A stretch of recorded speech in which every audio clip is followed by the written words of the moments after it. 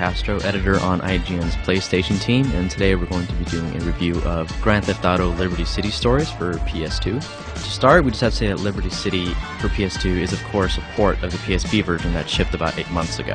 When it came out, it pretty much set a new standard for handhelds as far as software goes. Like previous GTA games, it offered a playground filled with crime, corruption, everything that you would have expected from a GTA game.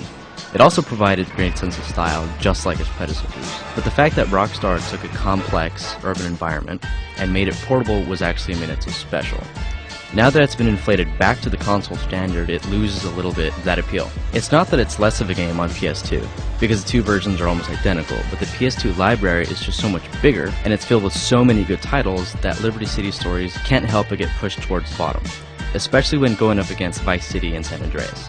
It just doesn't look as good, and it doesn't perform as well either. Having said that, it's still a deep GTA game that fans who haven't played the handheld version will probably like. Every mission, side quest, and vehicle from the PSP version is in the game, as well as all the extras like hidden packages, stunt jumps, and side jobs. The story missions themselves offer a lot of variety, and is probably one of the best parts about the game.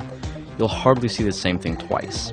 I mean, most of them do deal with killing people and blowing stuff up, but the setting and circumstances change all the time. You'll do everything from rig political elections and assassinate characters, to kidnap union leaders and escort mob bosses.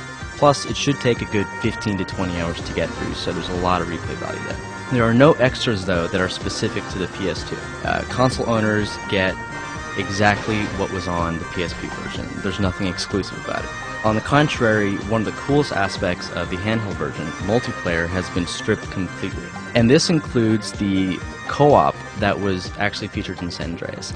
Not surprisingly, the handheld version and the console version do control about the same. It handles a little bit better on PS2 because of the DualShock 2's pair of analog sticks, as opposed to the PSP's single analog stick, but by and large they control about the same. The story was actually one of the coolest parts of the handheld version of the game, and it's the same here. It's still one of the title's main highlights.